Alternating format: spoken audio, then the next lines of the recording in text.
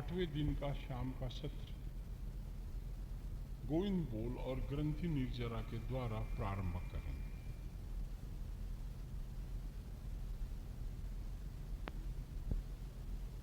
सच्चिदानंद को प्रणाम करते हुए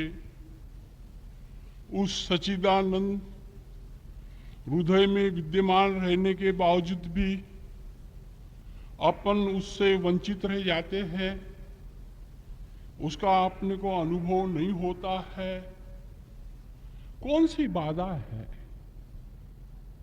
कौन सी रुकावट है, कौन सा पर्दा है कि जिसके कारण उस सच्चिदानंद का अपने को साक्षात्कार होता नहीं। केवल एक ही बाधा है, एक ही पर्दा है, और वो पर्दा है दूसरा तीसरा कौन सा भी नहीं है, मन रूपी पर्दा है। इस मन रूपी पर्दे को ये कैसा बनता है और इसको कैसा निकालते हैं, इसका क्या विज्ञान है, ये न जानते हुए आप कुछ भी करेंगे, कुछ क्रांति हो नहीं सकती है चेतना के जगत में। वास्तव में देखा जाए पृथ्वी पर एकमात्र भारत देश है कि यहां का हर व्यक्ति पढ़ा लिखा हो या न हो, गरीब हो या श्रीमंत हो, ये जात का हो या वो जात का हो, धर्म के नाम पर, अध्यात्म के नाम पर, गुरुओं के नाम पर, भगवान के नाम पर कुछ ना कुछ विधि विधान करता ही है। आज चुनाव का दौर चल रहा है। सभी नेताएं अपना फॉर्म भरने के पहले, वो हिंदू है तो मंदिर में जाता है, मुस्लिम है तो मस्जिद में जाता है, क्रिश्चियन है तो चर्च में जाता है, सिख है तो गुरुद्वारा में पहले जाता है, मत्था टेकता है, प्रसाद चढ़ाता है, चादर चढ़ाता है और फिर फॉर्म भरता है।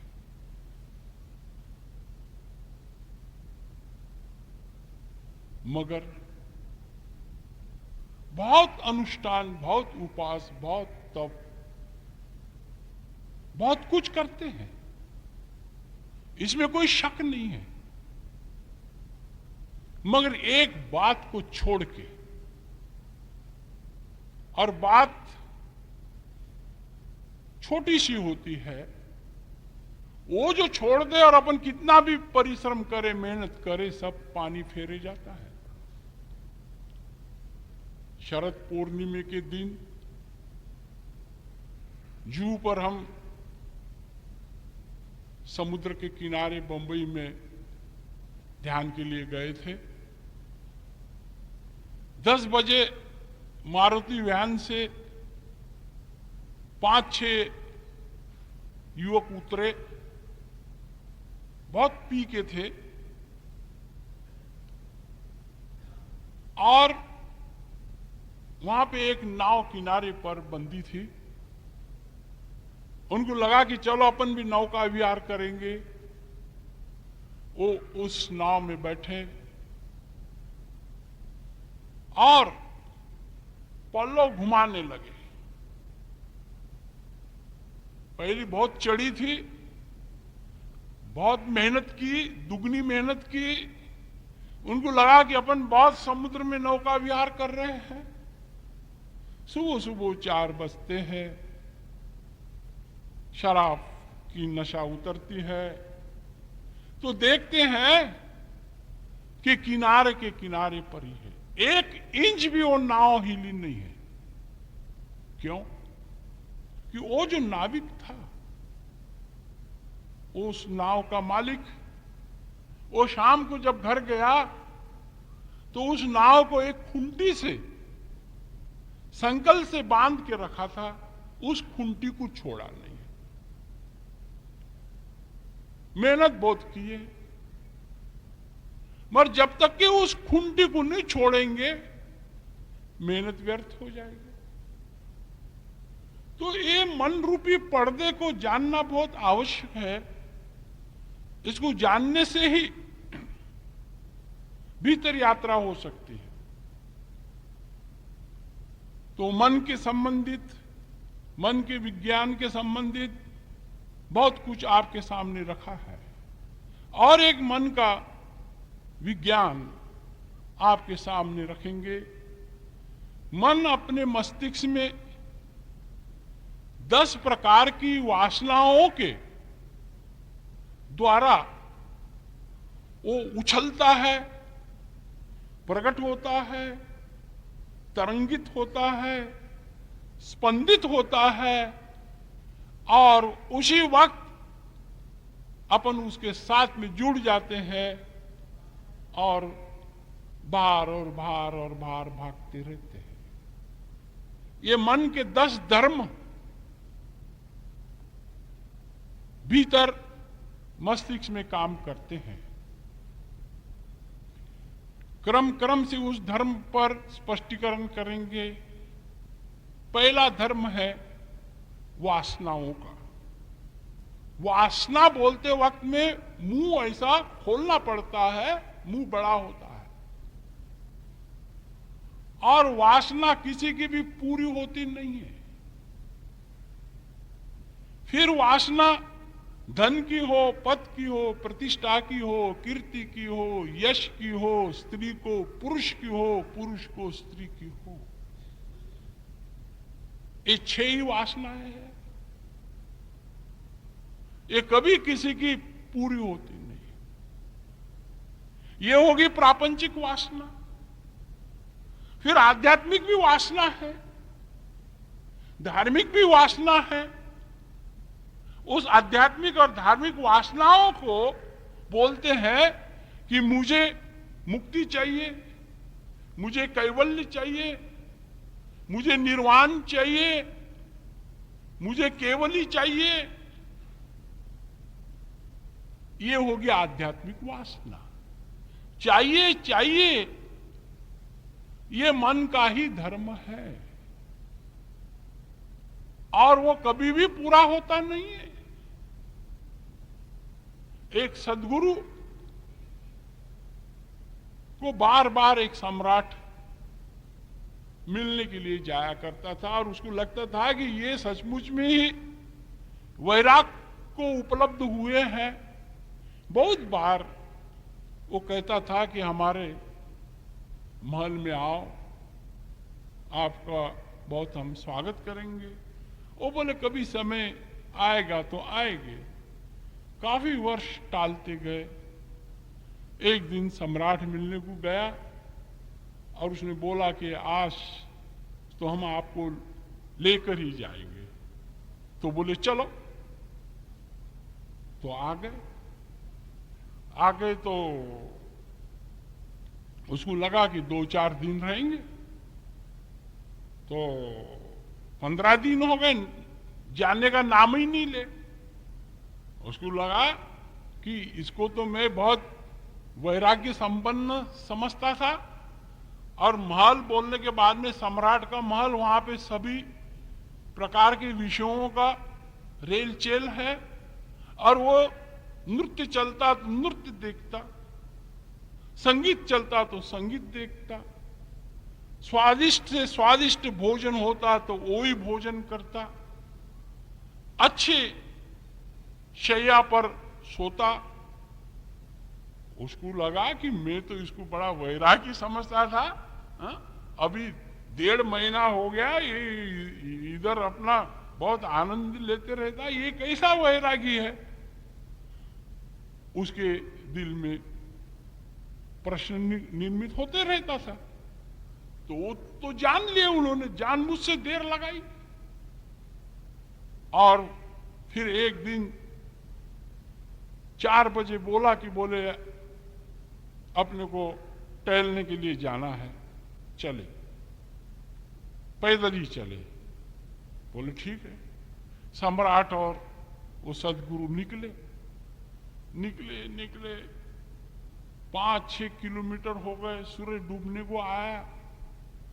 वो बोले सूरज डूब जाएगा, डूब रहा है, अपने को वापस जाना है। बोले और थोड़ा सा टहल लेते हैं, अभी इतनी क्या जल्दी है। और चलते गए और चलते गए। 7 बजे बोले अपन कब वापस जाएंगे। बोले नहीं और भी चलते हैं थोड़ा सा, ये बहुत अच्छा प्राकृतिक सौंदर्य है इधर। 8 बज गए।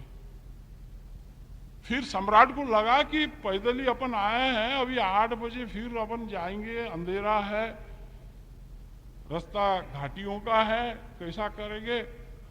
वो बोले कि बोले रात बहुत हो रही है, अभी अपन कैसा जाएंगे। बोले बस अभी तो बोले हम इधर ही जाएंगे, अब नहीं उधर जाएंगे। यही आप में और हमारे में फर्क है। आप बोलते थे कि विलास में ही ये रममान हो रहे हैं, जाने का नाम नहीं लेते हैं। आप कहां जा रहे हो? उसी वासनाओं में जा रहे हैं। हम उस वासनाओं में थे ही नहीं, हम तो अभी इधर जा रहे हैं।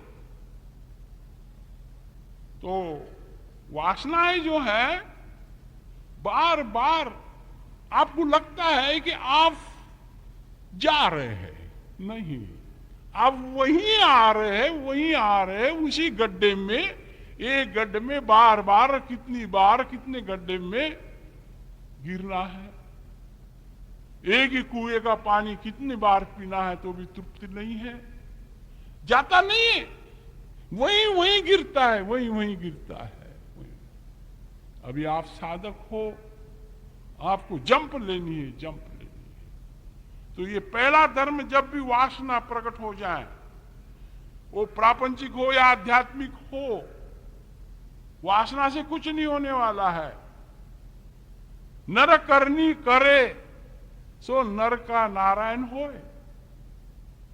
आपको ये नरत्व प्राप्त हुआ है, स्वमुख हो के अंतर्मुख हो के, ये स्वमुख हो के स्वयं का कल्याण करने का सौभाग्य इस पृथ्वी पर नरों को उपलब्ध होता है।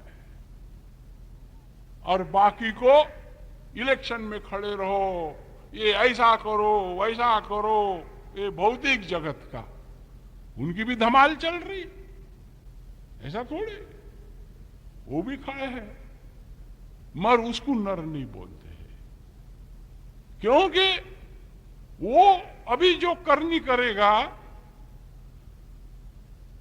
पुरुषार्थ रहित करनी है, प्रयास रहित करनी है, तो नारायण थाई में इसका आपको अनुभव होगा।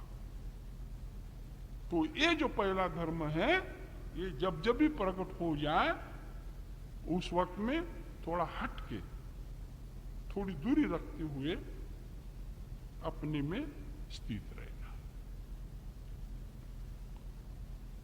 फिर दूसरा धर्म है विद्रोह करना, बगावत करना, झगड़ा करना। ये जो विद्रोह करने का जो भाव आता है, ये आपको नहीं आता है, ये मन को आता है।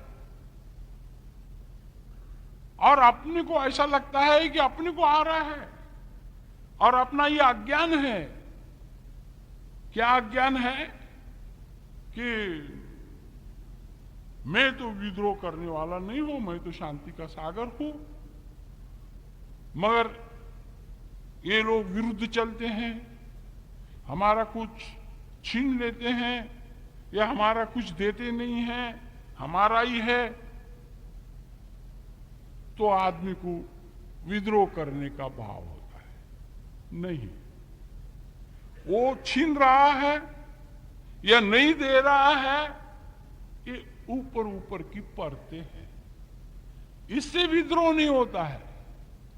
विद्रोह वो मन का धर्म है, आपको झगड़े में लगा देता है और मस्त देखता है। तो जब भी विद्रोह करने का भाव हो जाए, उस वक्त में विद्रोह नहीं करना है, बिल्कुल यशस्वी मार्ग लेना है। पति है, पत्नी है, बहू है, सास है, पिता है, पुत्र है, मित्र है, जब भी उन दोनों के अंदर में विद्रोह का भाव आ जाए, अभी आप साधक बने हैं, ये करनी है कि हमें विद्रोह नहीं करना है। कुछ नहीं नुकसान होगा, आप करके देखो,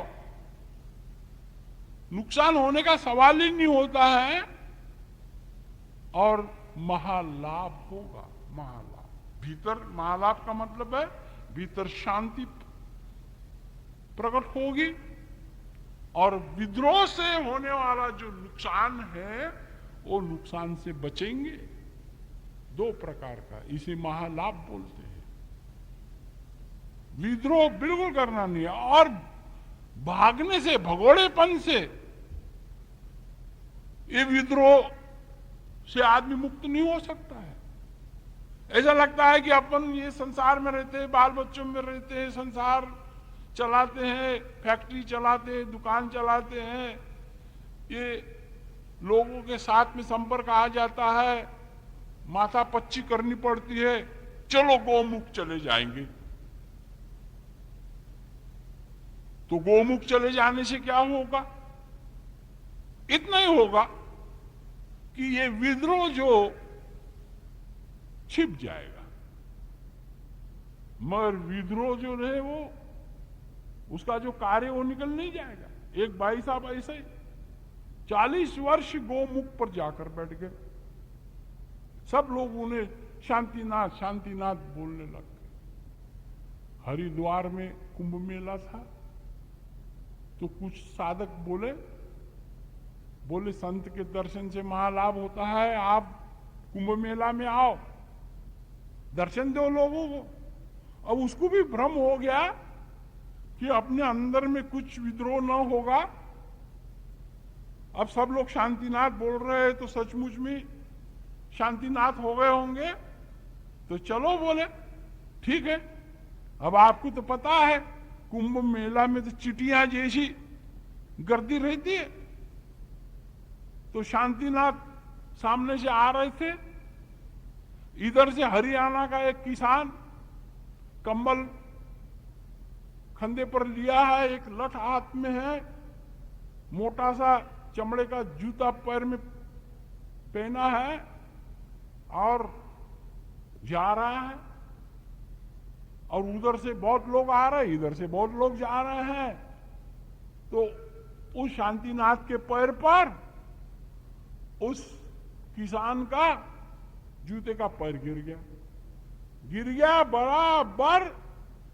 वो विद्रोह करने का, बगावत करने का, झगड़ा करने का न आव देखा न ताव देखा, उस शांतिनाथ ने एक लाफा लगा दिया। वो जो विद्रोह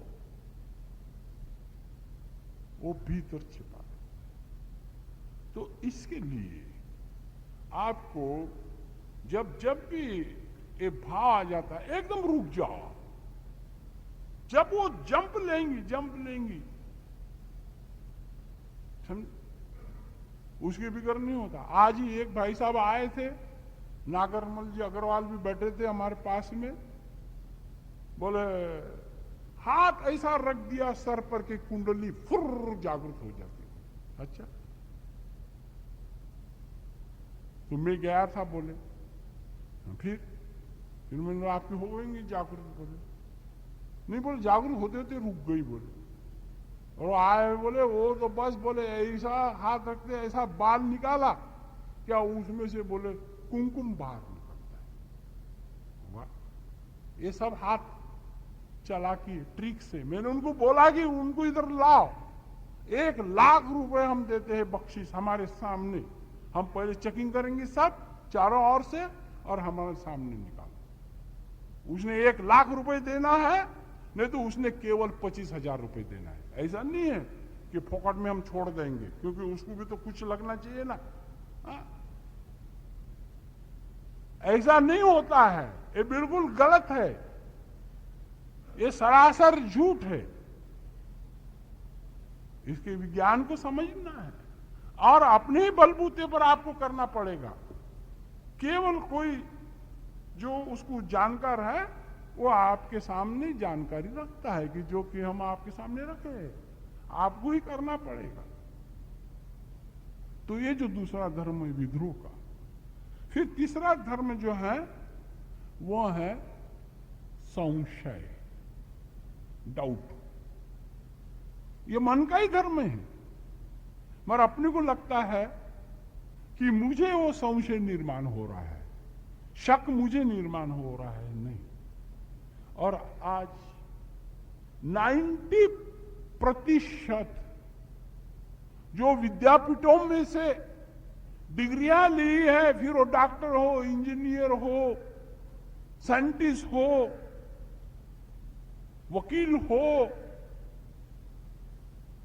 प्रोफेसर हो, उनके घरों में 90% इस संशय के कारण वातावरण तनावा रहता है और स्पष्ट करते नहीं है, अंदर के अंदर कूदते रहते हैं। वो संशय करना तो वो मन का धर्म ही है। अब उसके साथ में जुड़ना या न जुड़ना, उसके साथ में और संकल्प विकल्प करना या न करना, ये आपकी स्वतंत्रता है। संशय तो निर्माण होगा शुरुआत में, फिर बाद में नहीं होगा। मगर शुरुआत में होगा तो अपन उस संशय को बढ़ाना नहीं तो फिर संशय छोटा हो या बड़ा हो, ये हो या वो हो, वो संशय जब निर्माण करता है मन, और उसके साथ में जब आप जुड़ जाएंगे तो आपका सत्यानाश ही करके छोड़ता है। एक प्यारा उदाहरण आपके सामने रखता हूं ताकि बात स्पष्ट हो। दोनों उभयता पति पत्नी कॉलेज में दर्शन शास्त्र के प्राध्यापक है। एकलौता एक बेटा, वो भी कॉलेज में जाने वाला है। उस प्राध्यापिका महिला को सुबह में भागम भाग होती है, इसलिए हर संडे को कुछ तो भी मीठा पदार्थ बनाते हुए भोजन करती थी। तो एक संडे को उसने दूध पाक बनाया और बाकी सब रसोई बनाई, और पति की थाली परोसने के लिए ली। थाली में कटोरी रखी और कटोरी में वो दूध पाक डाल रही हैं, तो थोड़ी कटोरी का किनारा खाली रह गया। फिर दोबारा तो परोसते हैं, और फिर बेटे की थाली ली, उसके अंदर में कटोरी रखी, और वो दूध पाक डालते डालते क्या हो गया कि वो लबालब भर गई और थोड़ा दूध पाक थाली में भी गिर गया। और बाकी फिर पकोड़े है, चटनी है, कड़ी है, रोटी है, चावल है, ये सब रखे और डाइनिंग टेबल पर 2 थालियां लाके रख दी। बेटे के सामने आ गई, बेटे ने नीचे मुंडी डालकर भोजन शुरू कर दिया। अब ये संशय निर्माण करना है मन का धर्म, और उसमें दर्शन शास्त्र का प्राध्यापक। फिर क्या, जैसे ही उसने थाली की तरफ देखा, संशय खड़ा हो गया। वो संशय खड़ा होना स्वाभाविक है, प्राकृतिक है, नैसर्गिक है। वो धर्म है मन का, वो कार्य अपना करेगा।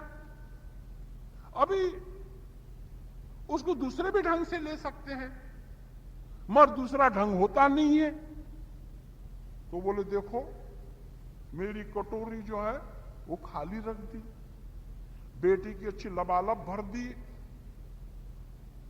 अभी मुझे वॉलेंटरी रिटायरमेंट के लिए 20 वर्ष बाकी है, और इसको गेंडे जैसा खा पिला के मोटा कर रही है, और मेरे सब फुल पैंट ढीले हो रहे हैं। अब इतना सारा गैस मस्तिष्क में निर्मित हो जाए तो वो फिर वाचिक और शारीरिक तुरंत हो जाता है, फिर वो बस में नहीं रहता है। और फिर उसने ऐसा उस टेबल पर हाथ किया और उसको बुलाया, उस प्राध्यापिका महिला को, इधर आओ बोले। उसको लगा क्या हो गया, वो आई, बोले बोल, बोले तेरा पति मैं हूं क्या? ये है, देखो क्रोधात भवति सम्मोहन, सम्मोहात स्मृति विभ्रम, स्मृति भ्रंशात बुद्धिनाशो, बुद्धिनाशात प्रणश, प्रकर्षेण विनाश हो जाता। अनसन बकवास करता है आदमी, पता नहीं वो थोड़ी कर रहा है, वो तो वहां हाजिर ही नहीं है, वो करता ही नहीं। एक बार अकबर बादशाह हाथी पर बैठकर नगर में उसकी सवारी चल रही थी।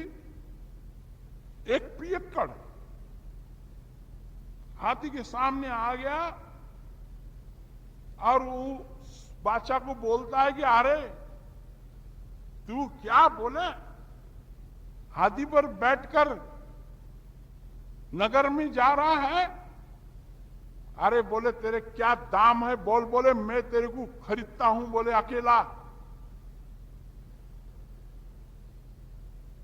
अकबर बादशाह को बहुत झटका आ गया, उसने उसको पकड़ा के अंदर कर दिया।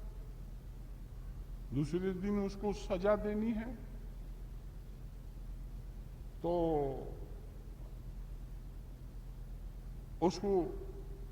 उसने प्राण दंड की सजा दे दी। वो बोले ये जो आप प्राण दंड की सजा दे रहे हैं ना, ये बिल्कुल झूठ है। बोले क्यों?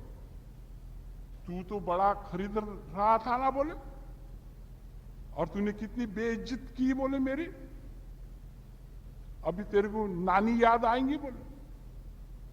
परंतु बोले आपको क्या बताएं, वो खरीदने वाला था ना, वो तो रात को ही विदा हो गया, वो कहां है अभी? आप किसको दंड दे रहे हो? अभी तो मैं सादा सादा सिंपल आपका सेवक हूं, जय जयकार करने वाला हूं। तो आदमी बेहोश, वो बेहोशी बेहोशी को बोलती है।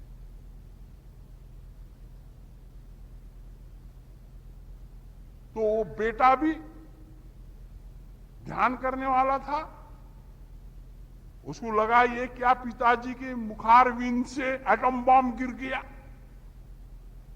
जहां फूल झड़ने चाहिए। तो उसने भी नैले पर देला लगाया और बोले कि बोले बोलो, बोले माता आपकी है क्या मेरी है?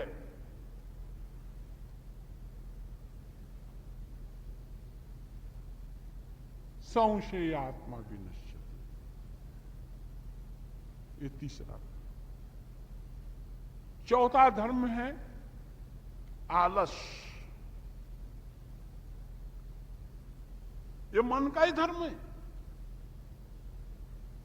जब आपको आपकी दिव्यता का संयोग आता है, प्रकाश का संयोग आता है, अभी देखो आज पानी आ गया, बहुत से लोग रुक गए। एक बात, अभी पानी से रुकने की क्या जरूरत है? वो मन है ना, आलस निर्माण कर देता है। और दूसरा काम हो तो पानी क्या, बिजली भी कड़कड़े, मूसलधार भी बरसात आ जाए, नहीं नहीं नहीं वहां तो जाना ही पड़ेगा, वो क्या बोलेंगे, ये क्या बोलेंगे, भागे भागे जाते हैं।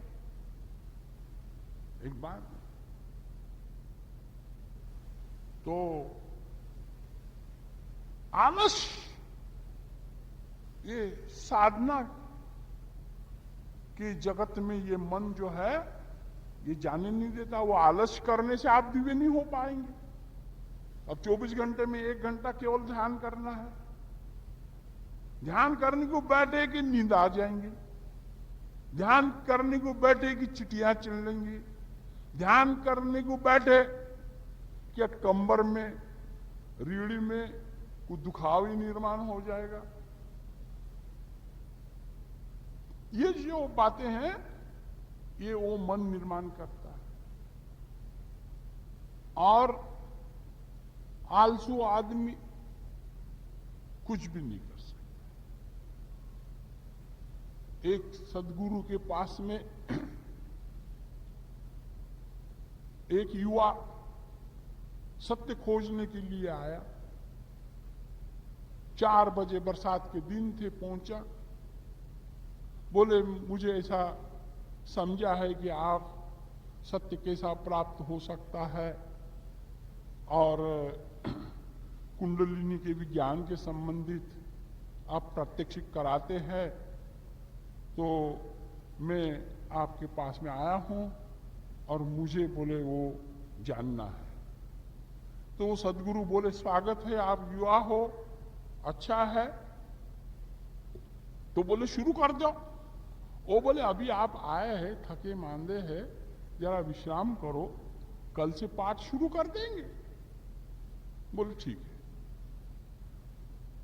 तो शाम का भोजन वगैरह हो गया, तकत पोष था, उसके ऊपर में वो सदगुरु लेट गए और नीचे एक दरी डाल के उसके ऊपर में वो युवक लेट गए। 9, साढ़े 9 बजे। तो बरसात बाहर हो रही थी, तो सदगुरु बोलने लगे उस युवक को कि भाई देखो तो खरा, बरसात रुक गई कि क्या है, क्या तेज चल रही है, कैसी चल रही है, जरा बताओ। और वो आलसू का पीर, अब उठने को काहे को तैयार है, मगर वो अभी इधर उधर देख रहा है। उतने में कर्म धर्म संयोग की बात, गुरुदेव के पीछे खिड़की थी, उस खिड़की में से एक बिल्ली आई और गुरुदेव के पास में ही बैठी। तो वो लेटे लेटे बोल रहा है कि बोले देखो गुरुदेव, वो बिल्ली बाहर से अभी आई है, उसके पीठ पर से हाथ घुमा लो। बोले वो जो गिल्ली होगी तो बाहर बरसात चल रही है। फिर अभी गुरुदेव क्या बोलेंगे? ठीक है। फिर लेटते लेटते 15 मिनट हो गए, तो लालटेन था, कंदील। तो गुरुदेव बोले कि ऐसा करो, बोले वो कंदील को जरा बुझा दो। बोले आप भी बोले कमाल की बात करते हैं। बोले क्या जरूरत है बोले बुझाने की? बोले आग बंद कर लो। बोले क्या करेंगे? फिर और 5-10 मिनट हो गए। फिर बोला कि बोले अभी ऐसा तो कर, बोले कि वो दरवाजा खुला रह गया, कम से कम वो दरवाजा तो बंद कर दे। बोले वाह जी वाह, बोले आप बोले कमाल के लगते हैं। बोले मैंने 2 काम किए, बोले अभी आप एक कर लो। बोले तो अपने पास में से आलसू नहीं आते। हाँ, आप आलसू नहीं है, कभी कभी आलस का झटका आएगा